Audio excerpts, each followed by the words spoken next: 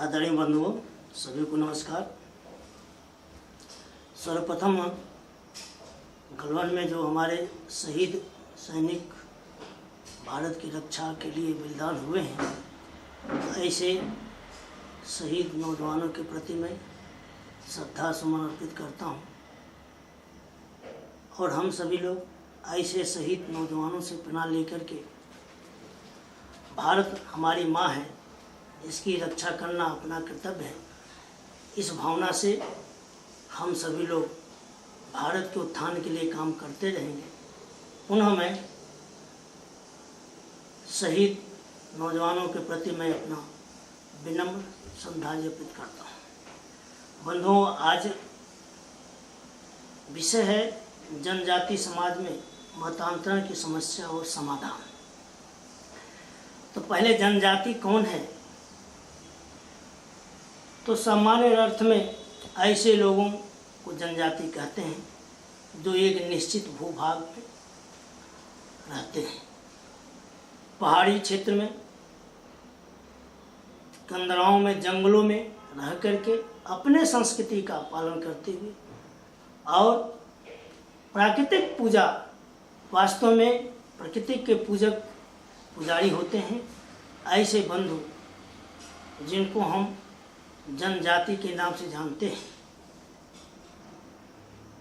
ये वास्तव में कहा जाए तो राम के परम भक्त होते हैं। जब राम अयोध्या से वनवास के लिए निकले तो वन में रहने वाले बंधु चित्रकूट में जब भगवान राम पहुंचते हैं तो उनके रहने की व्यवस्था से लेकर के पूरे उस जंगली क्षेत्र में, उस पहाड़ी पर्वत क्षेत्र में दर्शन कराने का काम उस क्षेत्र के लोगों ने किया, जिनको हम जनजाति कहते हैं, वन बंधु कहते हैं।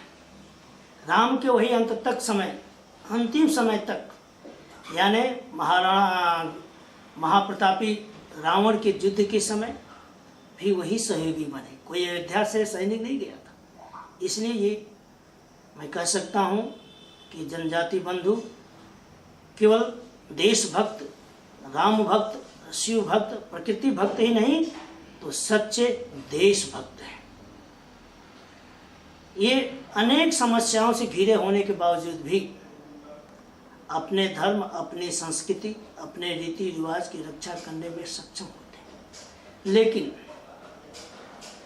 कुछ समय बाद जब पाश्चात्य संस्कृति के लोग, अंग्रेज आए, ईसाइयत आई, धीरे धीरे उनके बीच में पैठ बनाने का काम किया, आत्मीयता दर्शाया और धीरे धीरे धीरे धीरे परिचय बढ़ाते बढ़ाते वह दोस्ती इसलिए करते हैं कि वह अपने मूल धर्म को छोड़ करके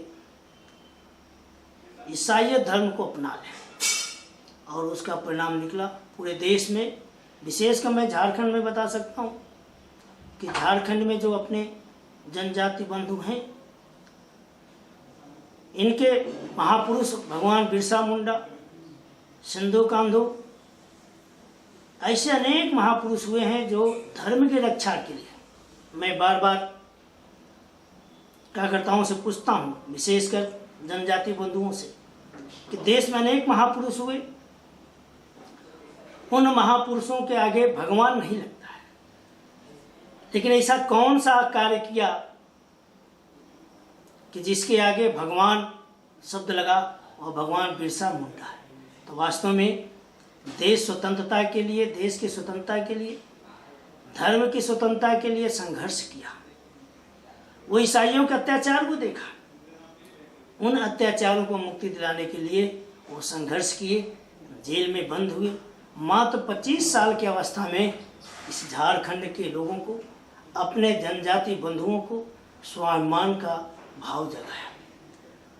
तो ये लड़ाकू भी होते हैं, जुझारू होते हैं, अपने रीति रिवाज पर अडिग होते हैं, लेकिन कुछ समस्याएं हैं जिनके कारण आज पूरे झारखंड में ही नहीं तो पूरे देश में जहाँ भी यह समाज रहता है, ईसाई मिशनरी को लोग जा कर के तो सर्वप्रथम उनकी जो समस्या है, पहले ईसाइयों द्वारा नहीं समझा जाए तो जो हमारे देश के शहर में रहने वाले सभ्य समाज के लोग हैं, जिसको प्रतिष्ठित नागरिक कहते हैं, सबसे बड़ी समस्या जो मेरे दिमाग में अनुभव आया कि उनको आज भी ये आदिवासी हैं, जंगलवासी हैं, वनवासी हैं, हेय दृष्टि से देखना,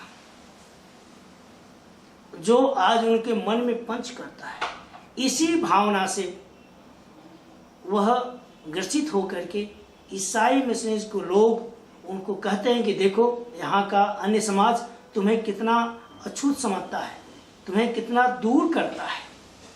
तो पहली समस्या यही है कि हमारे देश के सभ्य समाज के लोग, धनवान लोग, प्रतिष्ठित नागरिक लोग हमारे आदिवासी वनवासी बंधुओं के बीच में जाना नहीं चाहते, उनकी समस्या पर विशेष ध्यान नहीं देते। पहली समस्या है कि उनको एक अलग सोच, ये अलग हैं, ऐसी भावना आना। दूसरी समस्या है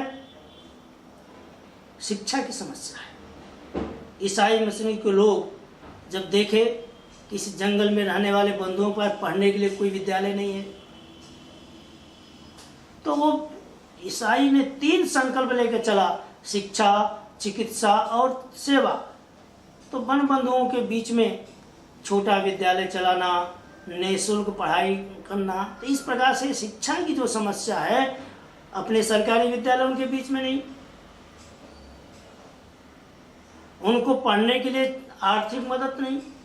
तो उसका परिणाम निकला कि ईसाई बंधु उस विद्यालय, उस क्षेत्र में जा कर के विद्यालय खोलना, एकल विद्यालय चलाना, पहले भवन बनाना, आदर्श भवन बना करके दिखाना कि आपके बच्चे, लालच देना कि बच्चे बहुत अच्छे होंगे। मुझे अनुभव है कि कई ऐसे क्षेत्र के बच्चों को यहाँ से उठा करके अन्य प्रांतों में ले जाते हैं, कहीं छत्तीसगढ़ ले जाएंगे, कहीं मध्य प्रदेश में ले जाएंगे, कहीं महाराष्ट्र के उस क्षेत्र में ले जाएंगे, केरल ले जाएंगे पढ़ाने के नाम पर, और धीरे धीरे पता लगा कि वो ईसाई के प्रचारक हो गए। तो इसलिए शिक्षा का अभाव है, हमें इस ओर ध्यान देने की आवश्यकता है। दूसरा, सामाजिक समता, समरसता, समाज में जो सम्मान मिलना चाहिए, समाज में उनके प्रति जो सामाजिकता, समरसता होना चाहिए, आज भी नहीं है। आज भी हम देखकर कहते हैं कि ये तो आदिवासी है, ये तो वनवासी है। माने ये जो मनोभूमिका है, इसके लिए सामाजिक स्तर उनका उठाने की आवश्यकता है। इसका लाभ ईसाई लोग लेते हैं, जाते हैं, उनके घर पर दरवाजे पर बैठते हैं, उनके बर्तन में पानी पी लेते हैं, अपना रुमाल निकाल करके छोटे बच्चों के मुंह पोंछ देते हैं, गोद में उठा लेते हैं, उनको लगता है कि यही मेरे लिए भगवान है। तो सामाजिक स्तर उनका जो समाज में होना चाहिए, आज भी देखने को मिलता कि नहीं है। तीसरा, आर्थिक समस्या, आर्थिक दृष्टि से गरीब है। अब गरीबी का लाभ लेकर के इस्लाम और ईसाई दोनों लाभ लेते हैं। जहाँ इस्लाम चलता है कि हमारे वन बंधु, वनवासी बंधु कर्जे लेकर के काम चलाते हैं, जब कर्जे नहीं चुका पाते तो ये दोनों समुदाय के लोग उनका पैसा, कर्जा चुका देते हैं। परिणाम निकलता है, कहते हैं कि मैं पैसा वापस नहीं लूँगा, तुम ऐसा करो कि तुम मेरे ही धर्म में आ जाओ। और इतने वो कर्ज से लद जाते हैं कि फिर वह बाध्य हो करके उनके धर्म को स्वीकार करते हैं। तो आर्थिक समस्या है, उनके आर्थिक उत्थान के लिए हमें कुछ करना पड़ेगा। चौथा जो है श्रम शक्ति, जिसको हम कहते हैं बेरोजगारी। शक्तिशाली होते हैं, हर काम करने को सक्षम हैं, प्रामाणिकता है, समय का पालन करते हैं और ईमानदारी। इसके बाद भी आज वो बेरोजगार हैं। बेरोजगारी के कारण अनेक ऐसे ईसाई मिशन के लोग न्यास चला करके, कुछ संगठन बना करके उनके माध्यम से वह काम करते हैं, और परिणाम स्वरूप वह बदले में कहते हैं कि तुम हमारे हो, हमारे धर्म में आ जाओ। बाध्य होकर के उनके बीच चले जाते हैं। चिकित्सा समस्या है, उनको दूर दूर तक पैदल जाना पड़ता है। खाट पर रख करके रोगियों को अस्पताल ले जाना पड़ता है। अब ईसाई मिशनों के लोग उनके 10-20 गांवों के बीच में एक बढ़िया अस्पताल खोल देते हैं, निःशुल्क दवा देते हैं। लेकिन ये समझ में नहीं आता कि अगर कोई व्यक्ति, कोई रोगी अस्पताल में जाता है तो डॉक्टर कभी नहीं कहता कि तुम स्वस्थ हो गए हो, अब तुम डॉक्टरी में ही रहो या तुम मेरे बन के रहो। लेकिन ये जो ईसाई हैं, ये लालच दे करके या सेवा करके वह वास्तव में हिंदू धर्म से विलग करके ईसाई धर्म में लाने का प्रयास करते हैं और करते भी हैं। निःशुल्क चिकित्सा दे करके काम करते हैं। तो इस तरह से चिकित्सा की समस्या है। जनजाति धर्म के प्रति बहुत अटूट होते हैं। पेड़ पौधे सुरक्षित रखना, उनकी पूजा करना, साल में 2-3 बार प्राकृतिक पूजा करते हैं। इसके बावजूद भी ये सब समस्याओं को लेकर के जब दूसरा समुदाय जाता है, सबसे बड़ी समस्या वास्तव में मतांतरण की है कि अपने जो सभ्य लोग हैं, प्रतिष्ठित नागरिक हैं, अपना संत समाज है, उनके बीच में नहीं जाता है। ये तय है, भगवान जब जिसके बीच में जो जाएगा उसका होगा, वही उसके लिए भगवान है। संत तुलसीदास महाराज ने लिखा है कि जाने बिनु न हो प्रतीति, बिन प्रतीत न हो न प्रीति। बिना आने जाने से परिचय नहीं होता है, और बिना परिचय से प्रीति नहीं होती, आत्मीयता नहीं होती। हम उन दूर दराज क्षेत्रों में जाते नहीं हैं, लेकिन दूसरे समुदाय, ईसाई समाज के लोग दूर दराज इंटीरियर में, अभी मैं काठी कुंड में गया था पिछले 3 महीना पहले, पहाड़ पर मोटरसाइकिल को ठेल करके ले जाना पड़ा स्टार्ट करते हुए। इतने इंटीरियर में भी चर्च बना मुझे मिला। उस गांव के लोगों ने कहा कि पहली बार कोई हिंदू धर्म का प्रचारक आया है। तो हमारे समाज के लोग जो प्रतिष्ठित नागरिक हैं, जो हमारे संत समाज हैं, इनको अपनी कुटिया छोड़ करके उनके बीच में जाना पड़ेगा। वो कहते हैं कि आप विलंब कर दिए, पहले आए होते, अब मैं क्या कर सकता हूँ। इसलिए उन बंधुओं के बीच में जाने की जरूरत है। आज भी उनके प्रति आत्मीयता है। संथाल क्षेत्र में जाने पर पैर धोते हैं, पुष्प अर्पित करते हैं, आत्मीयता पूर्वक स्नेह, कितना आत्मीयता है, श्रद्धा नमन करते हैं। सब गुण होने के बाद भी वो ईसाई बन जाते हैं। कारण यही है कि हम उनसे, उनके बीच में जाते नहीं हैं। इसलिए ये विचारणीय विषय है। केवल ईसाइयों पर दोष दे देना कि धर्मांतरण मतांतरण कर रहे हैं, मेरे विचार से कहीं दोषी हम भी हैं कि हम उन वनवासी बंधुओं के बीच में जाते नहीं हैं। मैं सिमडेगा के एकदम इंटीरियर गांव में गया, प्यास लगा, वो संकोच कर रहा था। हमने कहा नहीं, मुझे प्यास लगी, पिलाओ। गिलास में शराब की गंध आ रही थी, मुझे पानी पीना पड़ा। उनके ही चद्दर बिछा कर लेटा आराम।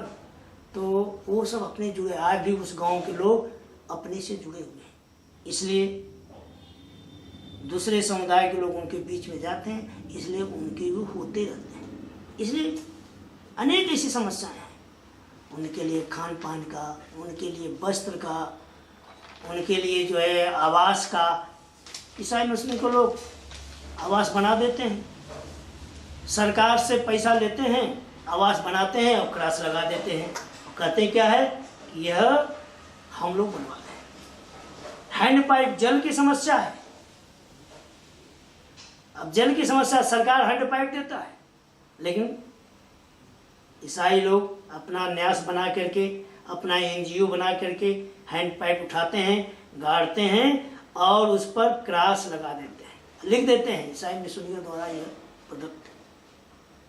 तो जो बंधु नहीं जानता है कि सरकार दे रही है, विधायक निधि से आ रहा है या जिला पंचायत की निधि से आ रहा है, तो जो सेवा का जो सामने दिखाई देता है, उनको लगता है कि इस प्रकार से हमारे भोले भाले वनवासी बंधुओं को वह सेवा कार्य के माध्यम से, चिकित्सा के माध्यम से और शिक्षा के माध्यम से यह उनको अपने ओर, अपने धर्म में मतांतरित करते हैं। जैसा मैंने बताया कि जल की भी समस्या है, पहाड़ों जंगलों में वही पहाड़ की पानी, गड्ढे का पानी पीना, रोग का भी भय रहता है, लेकिन जीवन जीना है, जंगल में रहते हैं, जो है वही सही, इसलिए जल की भी समस्या होती है। स्वास्थ्य संबंधी समस्या है, छोटे रोग हो जाते हैं तब भी उनको दूर यात्रा करना पड़ता है। नशा की समस्या है।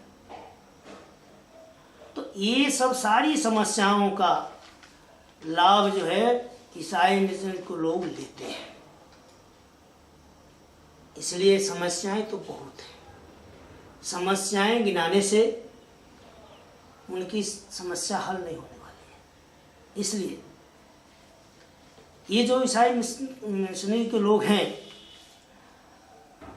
वह किस प्रकार से हमारे भोले भाले लोगों को करते हैं, मैं एक घटना बताता हूँ। बस पर बच्चों को बैठाते हैं, छोटे बच्चों को बस में बैठाया, बस को ढलान पर ले गए, गाड़ी बंद कर दिया, ड्राइवर बोलता है हनुमान जी की जय बोलो, राम की जय बोलो, शिव की जय बोलो, अनेक हिंदू धर्म देवी देवताओं की जय बोलाता है, गाड़ी स्टार्ट नहीं होती, लेकिन बोलते हैं बोलो यीशु की जय।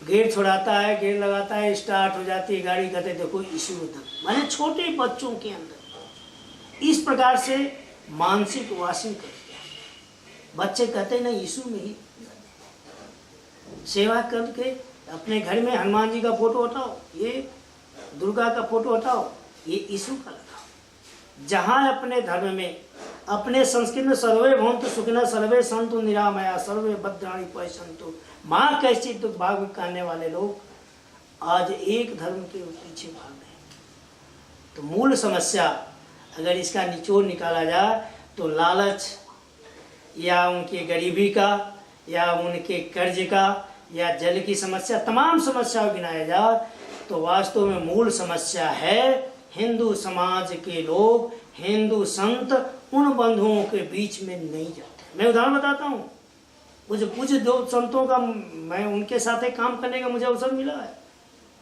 गुजरात के डांग जिले में 2006 में सबरी कुंभ लगा था, उसके पहले 2-3 साल तक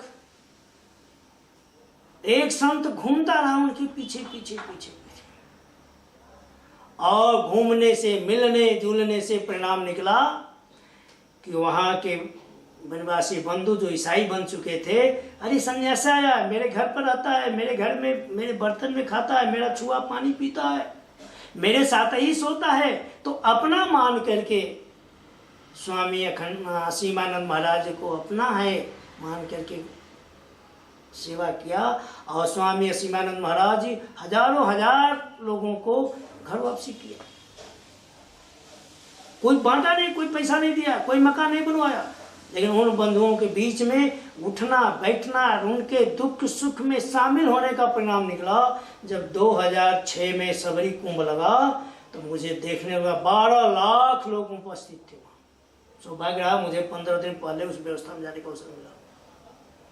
आज वो क्षेत्र एक संत के परिश्रम से, एक संत के उनके बीच में जाने का परिणाम क्या निकला कि वो ईसाई मुक्त क्षेत्र हो गया। दूसरा, उड़ीसा के कंधमाल क्षेत्र में स्वामी लक्ष्मणानंद जी हिमालय के तराई में जा करके तपस्या कर रहे थे। आभास हुआ कि मैं तो यहाँ तपस्या कर रहा हूँ, अपना व्यक्तिगत मुक्ति पा लूंगा, लेकिन हम जहाँ के रहने वाले हैं, जिस क्षेत्र के रहने वाले हैं, वहाँ ईसाई हो रहे। वापस आते हैं, उन बंधुओं के लिए, बच्चों के लिए विद्यालय खोलना, पुरुषों के लिए रोजगार का काम देना, महिलाओं के लिए सिलाई का काम करना, अनेक ऐसे धर्म के प्रति दृढ़ीकरण हो, मंदिर का निर्माण किया। हरे रामा हरे कृष्णा ये एक टीम बनाया, गांव गांव परिणाम निकला तो उस क्षेत्र के लोग पुनः हिंदू धर्म में वापस आने लगे। परिणाम क्या निकला? इस संत की हत्या हुई। इसलिए आज आवश्यकता है, अगर समाधान में विषय लिया जाए कि इसकी समस्या का क्या समाधान है, तो वास्तव में उनके बीच जाने की आवश्यकता है, उनके दुख सुख में शामिल होने की आवश्यकता है। जब दुख सुख में हम शामिल होंगे तो निश्चित रूप से वो अपने पूर्वजों को स्मरण करते हुए, भगवान बिरसा मुंडा जी का स्मरण करते हुए, सिंधु कान्हू के त्याग बलिदान का स्मरण करते हुए वो पुनः अपने घर में आएंगे। इसलिए समाधान ये दूसरा है। मतांतरण के संबंध में महात्मा गांधी ने स्वयं कहा था कि धर्म परिवर्तन वह जहर है जो सत्य और व्यक्ति की जड़ों की खोखला कर देता है। मिशनरियों के प्रभाव से हिंदू परिवार का भाषा, वेशभूषा, रीति रिवाज, रहन सहन ये सब विघटन हो जाता है।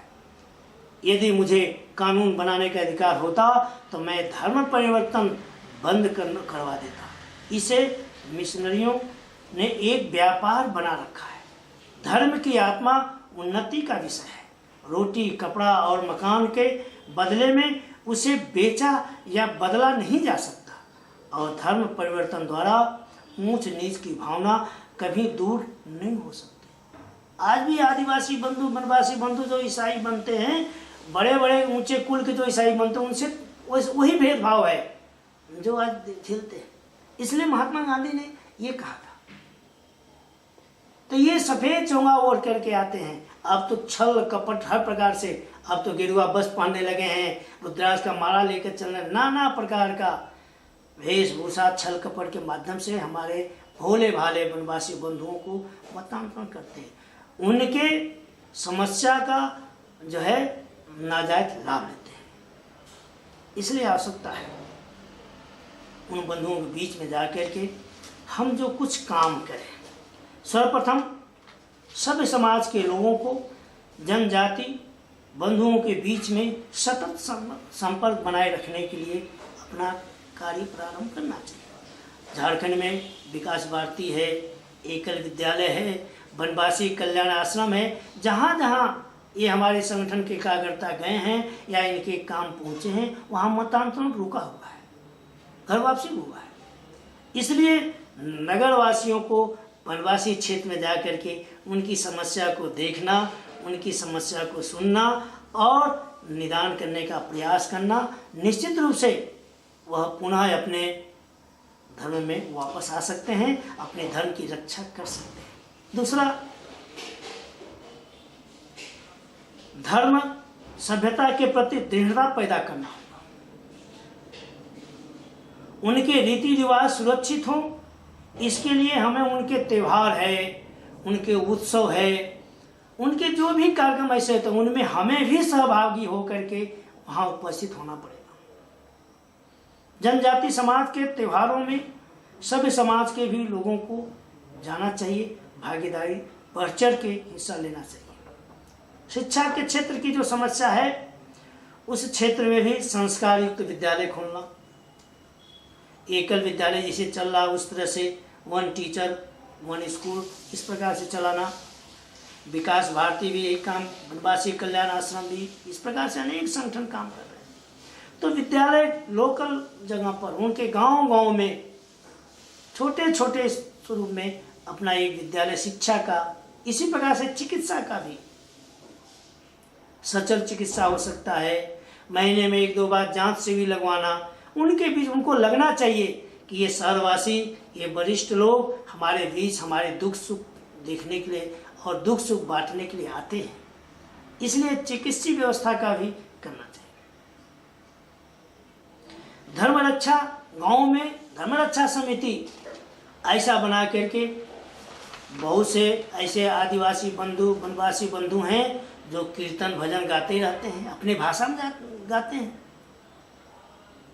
अपने धर्मस्थल पर जा करके भजन कीर्तन करते जाते हैं।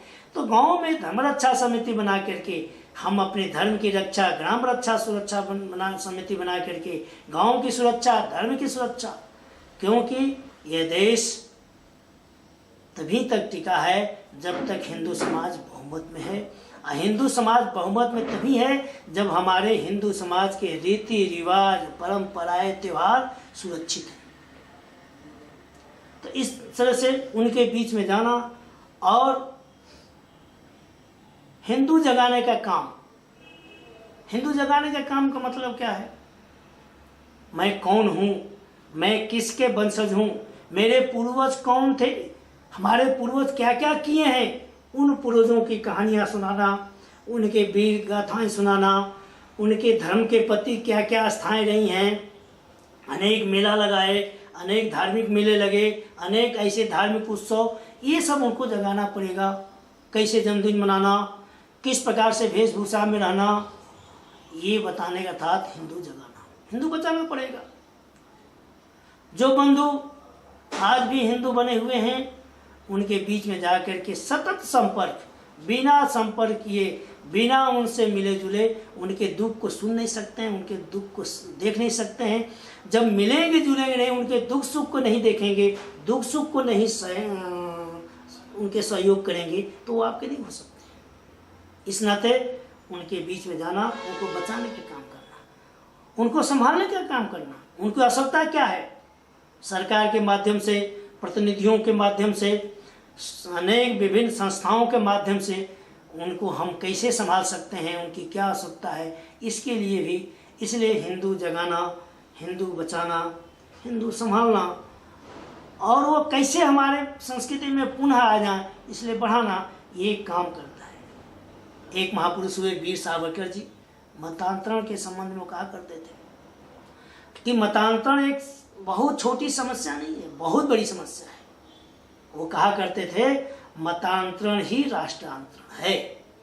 अगर कोई हिंदू, चाहे वो शहर का हो, चाहे नगर का हो, चाहे वन का हो, चाहे गांव का हो, अगर वह अपने धर्म, मूल धर्म को छोड़ करके अन्य धर्मों में जाता है, तो इस देश के प्रति, इस देश के महापुरुषों के प्रति, इस देश के धार्मिक स्थलों के प्रति दिशा बदल जाती है, दृष्टि बदल जाती है। इसलिए वो कहते थे कि मतांतरण ही राष्ट्रांतरण है। उन्होंने और भी कहा है, हिंदू समाज को उन्होंने झकझोरा है कि हिंदू समाज के लोग सावधान हो जाओ। अरे कुत्ते को छूते हो, सांप को, साल में जहरीले सांप को दूध पिलाते हो, 100 चूहे खा करके बिल्ली के साथ भोजन करते हो, लेकिन वह मनुष्य जो वन में रहता है, जो जनजाति कहलाता है, जो वनवासी कहलाता है, उसका हम छुआ पानी नहीं पीते, उनके साथ हम बैठते नहीं, जो कि उसका रक्त हमारे रक्त के समान है। वो भी इस धरती को अपनी माँ मानता है, रामकृष्ण को भगवान मानता है, प्रकृति की पूजा करता है, हम उसको अछूत समझते हैं। स्वामी वीर सावरकर जी ने हिंदू समाज को बहुत विस्तार से, इसलिए गांवों में जा करके आदर्श गांव, आदर्श परिवार कैसा हो, तो धर्म जागरण के माध्यम से मैंने कहीं कहीं प्रयास किया हूँ ओम लिखने का, दरवाजे पर ओम लिखा जाए, पहचान हो जाता है कि कौन हिंदू घर है, कौन मुस्लिम घर है, कौन ईसाई घर है। घरों में तुलसी का पौधा हो, एक पूजा स्थल हो, सामूहिक भोजन एक साथ हो, और रात्रि में शयन के पूर्व अपने इष्ट देव का आराधना करना, प्रार्थना करना, आरती करना। इससे करने से क्या होगा, लगता तो है छोटा सा, क्या होने वाला है, लेकिन इससे करने से धर्म के प्रति दृढ़ीकरण होता है। आज की भाषा में कट्टर भाव चलता है, इसलिए धर्म के प्रति दृढ़ीकरण जब होगा तो निश्चित रूप से मतांतरण नहीं होगा। तो धर्म के प्रति दृढ़ करने के लिए हम सभी कार्यकर्ताओं का, हिंदू समाज के वरिष्ठ नागरिकों का, समाज के लोगों का परम कर्तव्य है।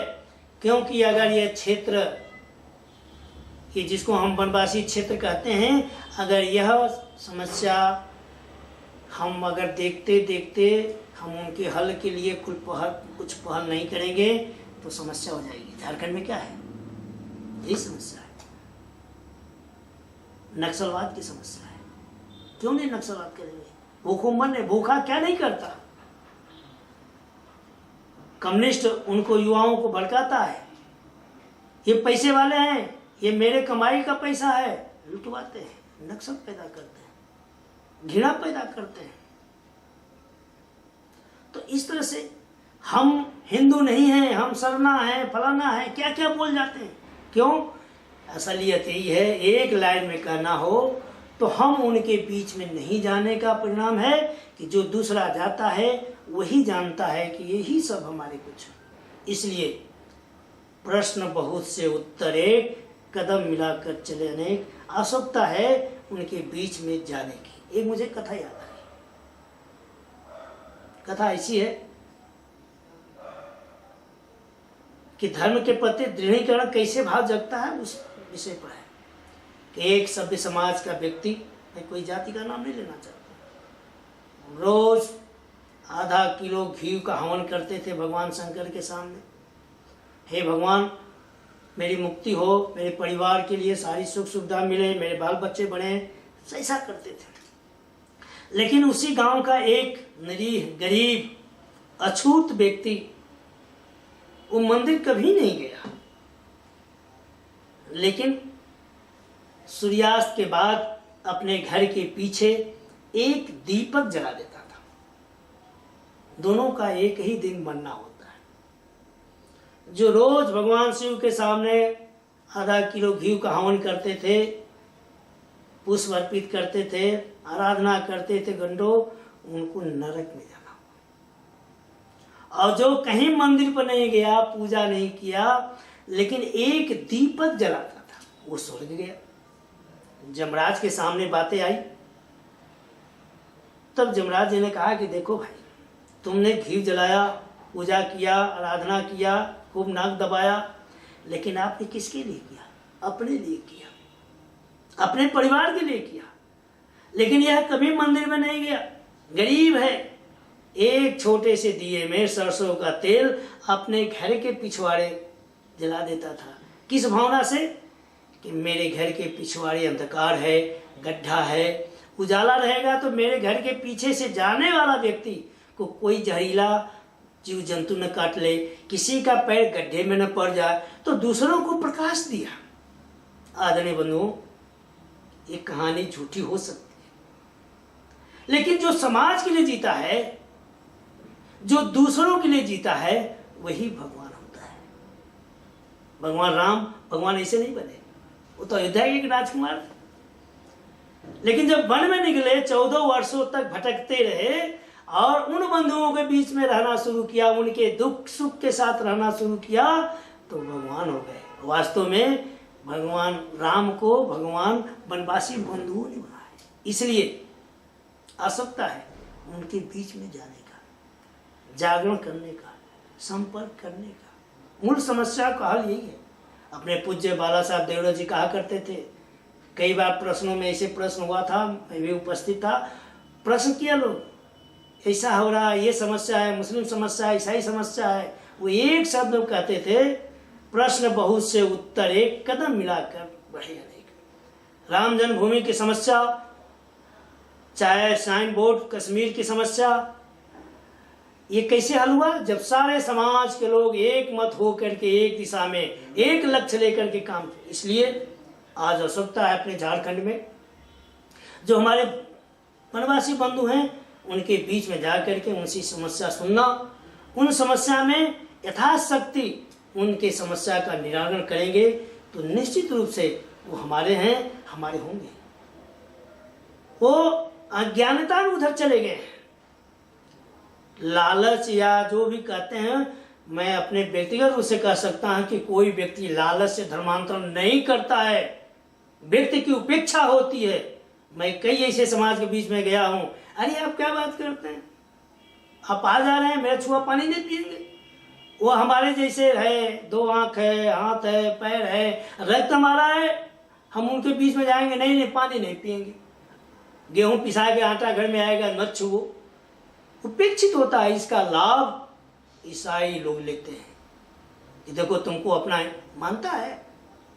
परिणाम धीरे धीरे क्या निकलता, धीरे धीरे नागालैंड, मिजोरम इसी दिशा में चला गया। आज हिंदू वहां भी नहीं गया, झारखंड उसी लाइन पर है। इसलिए मैं आप सभी से निवेदन करना चाहता हूं इस कार्यक्रम के माध्यम से कि हम सभी कार्यकर्ता उनके बीच में जाएंगे। मेरा अनुभव है, झारखंड में 3 साल से हूं, मैं देख रहा हूं। अब मैं जो बोल रहा हूं, मैं वास्तव में पढ़कर नहीं बोल रहा हूं, अनुभव करके बोल रहा हूं।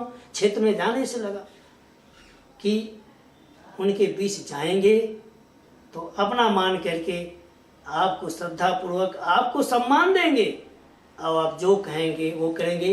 इसलिए वनवासी बंधु, जनजाति बंधु धार्मिक हैं, उनके धर्म को जगाने की आवश्यकता है। इस बात को लेकर के हम सभी जाएं। इसलिए एक आह्वान मैं बोलना चाहता हूँ, ऐ हिंदुओं, मत भूलो कि तुम विश्व की किसी सर्वश्रेष्ठ प्राचीनतम जाति हो, जिसने विश्व को जियो और जीने दो का सबसे पहले संदेश दिया। मानवता, सह अस्तित्व व समतावादी मानवता के उच्च आदर्श दिया। आज विश्व धर्म में जो मानवता दिखाई देती है, उसका आदि स्रोत हिंदुओं का वेद ज्ञान है और वही समस्त हिंदुओं की एकता का मुख्य आधार भी है। अतः हिंदू अपने धर्म, संस्कृति, देश की रक्षा और संवर्धन चाहते हैं तो प्रत्येक हिंदू अपने अंतःकरण से सोए हुए क्षत्रित्व को जगावें और धर्म रक्षा का व्रत लेकर के अपनी योग्यता अनुसार धर्म की रक्षा के लिए विभिन्न कार्यों में जुट जाएं। जैसा कि हमारे संतों ने कहा है, कोई हिंदू अछूत नहीं होता है। हिंदव सोदरा सर्वे न हिंदू पतुते भवेत्, मम दीक्षा हिंदू रक्षा, मम मंत्र समानता। सभी में ईश्वर का वास है। इस भावना से प्रेरित होकर के हम जनजाति बंधुओं के बीच में, हम वनवासी बंधुओं के बीच में जाएं, उनके समस्या को सुने, देखें और सहयोग करो। इन्हीं शब्दों के साथ मैं अपनी वाणी को विराम देता हूँ। जय श्री राम, जय भारत।